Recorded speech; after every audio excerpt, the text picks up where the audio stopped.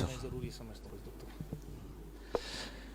معذرت کے ساتھ ایک یہ جو دعات کی تنخواہوں کا یا ان کے بنیادی اخراجات کی فراہمی کا مسئلہ ہے، میرا اپنا مشورہ یہ ہے کہ جیسے ہم دعوت کے لیے ذہن سازی کرتے ہیں، دعات کی کفالت کے لیے بھی اہل ثروت کی ذہن سازی کرنے کی ضرورت ہے.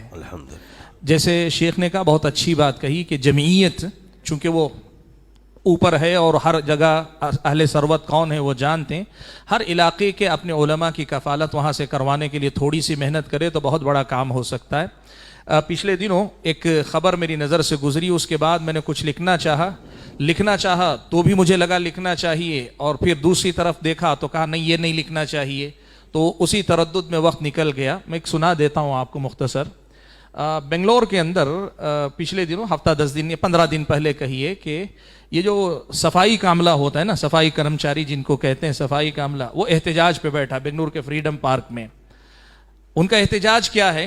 ان کی تنخواہ جو ہے ماہانہ 18,000 روپے حکومت سے ان کو ملتی ہے. ان کا احتجاج یہ ہے کہ 18,000 روپے ہمارے لیے ناکافی ہے، ہماری تنخواہ بڑھائی جائے.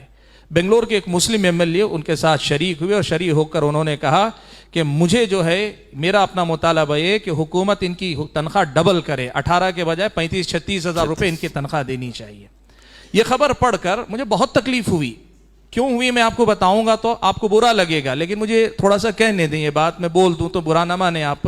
میں آپ کو مانتا ہوں کہ آپ ورثۃ الانبیاء ہیں، لیکن مجھے یہ سوچ کر افسوس ہوا کہ صفائی کرمچاری کی تنخواہ جو ہے جسے وہ ناکافی سمجھ رہے ہیں، بنگلور کی مسجدوں کے اکثر مساجد کے ائمہ کی تنخواہ اس سے کم ہے. یہ ہماری قوم کی حالت ہے.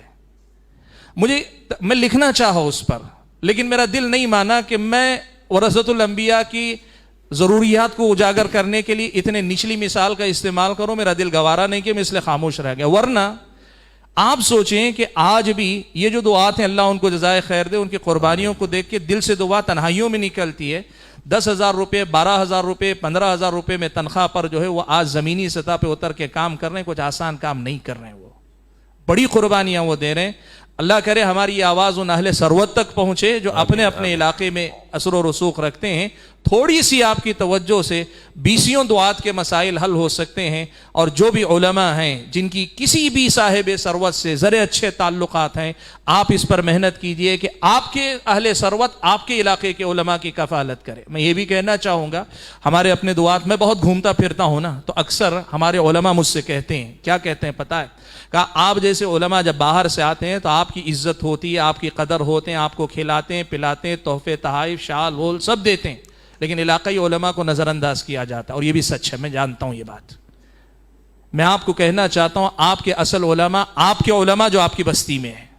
ہم جیسے لوگ آتے ہیں ذرا سا آپ کی ہمت افزائی کرنے کے لیے، آپ کے جوش جذبے کو بڑھانے کے لیے آتے ہیں، ورنہ کام تو وہ کرتے ہیں جو صبح و شام آپ کو اللہ رسول کی بات پڑھاتے ہیں، جو آپ کے خطبات جمعہ دیتے ہیں، یا آپ کے میدان میں پہنچ کر آپ کی بستی میں گھوم پھر کر غیر مسلموں کو جو دعوت و تبلیغ کا کام آپ کی طرف سے وہ فرض کفایہ ادا کر رہے ہیں.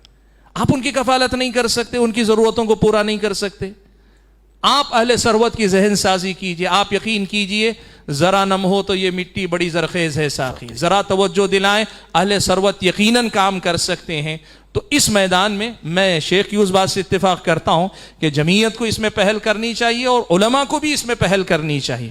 کم سے کم میں کوشش کروں، مثال کے طور پر میری پہچان میں 5 اہل ثروت ہیں، ایک بار ان سے بات کروں کہ آپ میں سے ایک آدمی تھوڑی تھوڑی مدد ماہانہ کر دے تو اتنے لوگوں کی کفالت ہو سکتی ہے.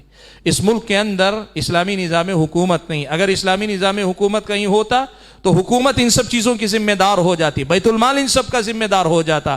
لیکن اگر یہ نہیں ہے تو علاقائی سطح پر کریں. کل ہی ایک نوجوان مجھے بتا رہے تھے کہ میری اپنی بستی کے اندر ائمہ کی تنخواہ 8,000 روپے تھی. میں نے کیا کیا؟ جمعیت کو بھی نہیں، ذمہ داروں کو بھی نہیں، عام نوجوانوں سے میں نے درخواست کی. آج یہ صورتحال ہے کہ اس تنخواہ کے ساتھ اضافی تنخواہ مقامی نوجوان آپس میں تعاون سے دے دیتے ہیں. کوشش کریں تو دروازہ کھل سکتا ہے.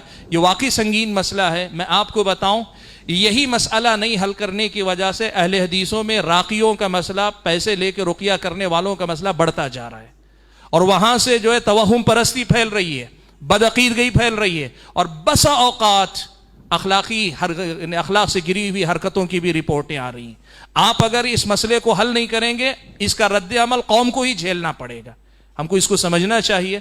معذرت چاہتا ہوں، شیخ نے کہا تھا مختصر جواب دیں، لیکن اس کو کیا مختصر کریں. تو مجھے امید ہے انشاءاللہ کہ میری اس گفتگو کو، لمبی گفتگو کو آپ برداشت کریں گے. اللہ ہم اور آپ کو توفیق عطا فرمائے. جزاک اللہ.